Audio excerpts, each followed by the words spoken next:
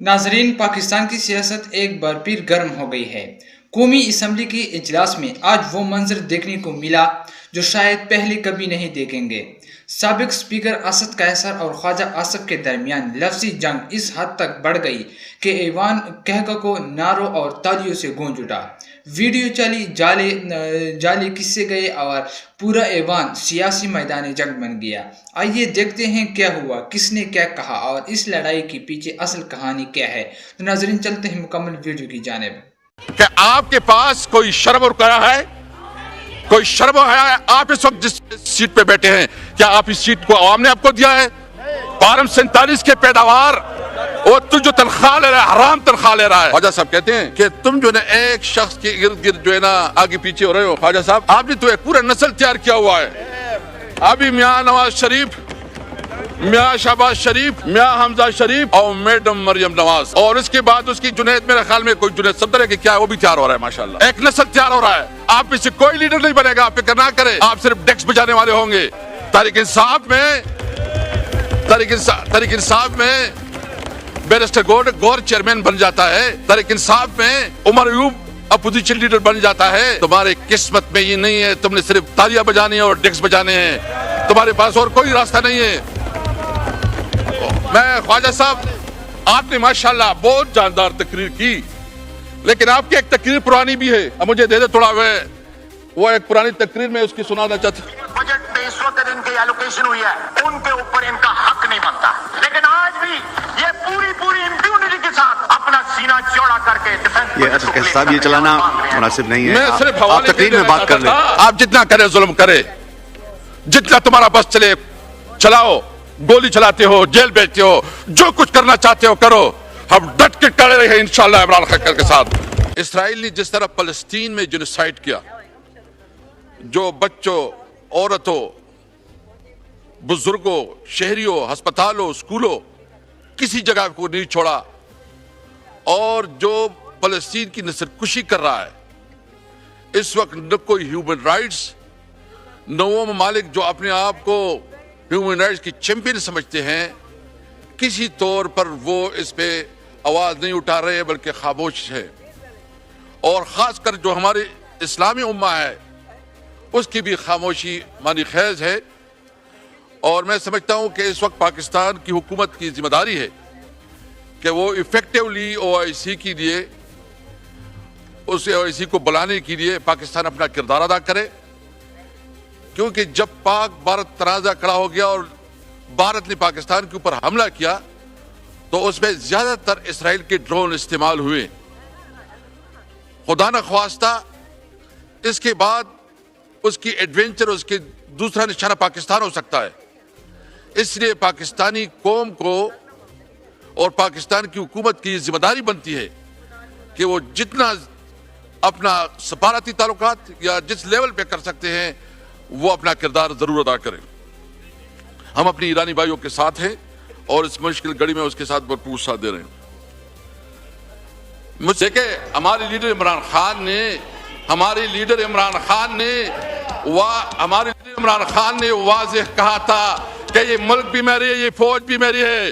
ہم اپنے ملک کے اداروں پہ، اپنی فوج پہ فخر کرتے ہیں، ہم ہمیشہ اپنے فوج کے ساتھ ہیں، لیکن اس کا مطلب نہیں ہے کہ آپ کے پاس کوئی شرم اور حیا ہے؟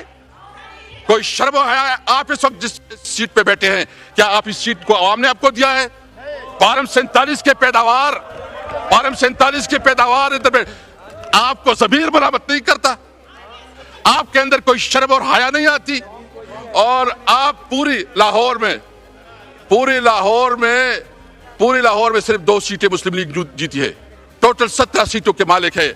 اور چوری اور کس کو کہتی ہے؟ تم نے تو مینڈیٹ چوری کیا ہے؟ اور تو جو تنخواہ لے رہا ہے، حرام تنخواہ لے رہا ہے، اور تو جو پریویلیج لے رہا ہے، حرام پریویلیج لے رہا ہے۔ تم جو قانون ساز، یہ پھر کہتے ہیں کہ تم سب کچھ ایک لیڈر کے ارد گرد کر رہے ہو۔ جناب اسپیکر، میں پوچھنا چاہتا ہوں 26ویں آئینی ترمیم کس لیے پاس کی گئی؟ 26ویں آئینی ترمیم اس لیے پاس کی گئی کہ عمران خان کو کیسے پھنسایا جائے۔ مجھے بتائیں کبھی ایسا ہوا ہے کہ عدالت بات جاتی ہے، عدالت کو تالے لگ جاتے ہیں عمران خان کی ضمانت کے لیے؟ کبھی ایسا ہوا ہے کہ عدالت انصاف دینے سے اس کے اوپر جو ہے نا حکومت عدالتوں کو مینیج کرتی ہے. یعنی اس پارلیمنٹ میں جو کچھ ہوا شاید اس پارلیمنٹ کی حیثیت کو مجلس شورا سے بھی کمزور کر دیا گیا. پارلیمنٹ میں کبھی اس طرح ہوا ہے کہ تقریر ہوتی ہے, وہاں سے کوئی ایک ان پڑھ جو شاید آپ اس کو کہہ کہ درخواست لکھ کے, وہ درخواست نہیں لکھے گا, لیکن وہ یہاں بیٹھ کے اپوزیشن لیڈر اور ایم این ایز کی پریویلیج کو توڑا بریک کر رہا ہے اور اس کی تقریروں کو کاٹ رہا ہے. اس پارلیمنٹ کی حیثیت کیا رہی؟ ناظرین, آپ لوگوں نے ویڈیو دیکھ لی, اب اس پر کچھ بات کرتے ہیں. قومی اسمبلی کے اجلاس میں اس وقت دلچسپ اور گرم صورتحال دیکھنے کو ملا. سابق اسپیکر اسد قیصر نے حکومت پر سخت تنقید کی. بحث کا آغاز اس وقت ہوا جب خواجہ آصف نے پی ٹی آئی کے اراکین پر تنقیدی جملے, قصے اور ان کی سیاسی پالیسیوں پر سوال اٹھایا. جواب میں اسد قیصر نے نہ صرف خواجہ آصف کی تقریر پر اعتراض کیا بلکہ کہا, تم کبھی لیڈر نہیں بنو گے, تمہاری ساری زندگی دوسروں کے لیے ڈیسک بجانے میں گزرے گی. یہ جملہ سنتے ہی ایوان میں شور مچ گیا. کچھ اراکین نے تالیاں بجائے, کچھ نے احتجاج کیا اور ماحول مزید کشیدہ ہو گیا. اسی دوران ایک ویڈیو کلپ اسمبلی میں چلایا گیا جس میں ماضی کی تقریریں دکھائی گئی اور اسد قیصر نے موقف اختیار کیا کہ خواجہ آصف ہمیشہ طاقتور طبقے کے ساتھ کھڑے رہے, نہ کہ عوام کے. انہوں نے مزید کہا کہ جنید صفدر کی غلامی کرنی ہو تو سیاست چھوڑ دو, عوام کے مفاد میں بات کرو. سیاسی مبصرین کے مطابق یہ بحث صرف ذاتی نہیں بلکہ سیاسی نظریات کی جنگ بن چکی ہے. ایک طرف مسلم لیگ نون حکومت کے دفاع میں کھڑے ہیں تو دوسری جانب پی ٹی آئی کے اراکین اپوزیشن بینچوں سے بھرپور رد عمل دے رہے ہیں. پارلیمانی اصولوں کے مطابق اسپیکر نے دونوں رہنماؤں کو تحمل سے بولنے کی ہدایت کی, مگر ماحول اس قدر گرم تھا کہ اجلاسی وقتی طور پر ملتوی کرنا پڑا.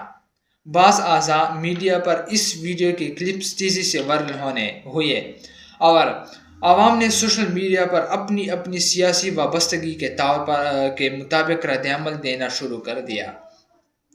یہ واقعہ ایک بار پھر اس حقیقت کو اجاگر کرتا ہے کہ پاکستان کی سیاست میں اختلافات رائے برداشت کرنے کا کلچر ابھی بھی کمزور ہے اور ذاتی حملوں کی سیاست اب بھی ایوانوں میں غائب ہے. سیاسی مبصرین کا کہنا ہے کہ اگر سیاستدان اپنی توانائیاں ذاتی جملوں کے بجائے عوامی مسائل پر خرچ کرے تو یہی اصل قیادت کی پہچان ہوگی. تو ناظرین, یہ تھی ہماری آج کی ویڈیو. اگر ویڈیو پسند آئی ہے تو ویڈیو کو لائک کریں اور اس چینل کو بھی سبسکرائب کریں تاکہ آپ کو آئندہ بھی اس طرح کے مزید اپڈیٹس ملتی رہیں. شکریہ.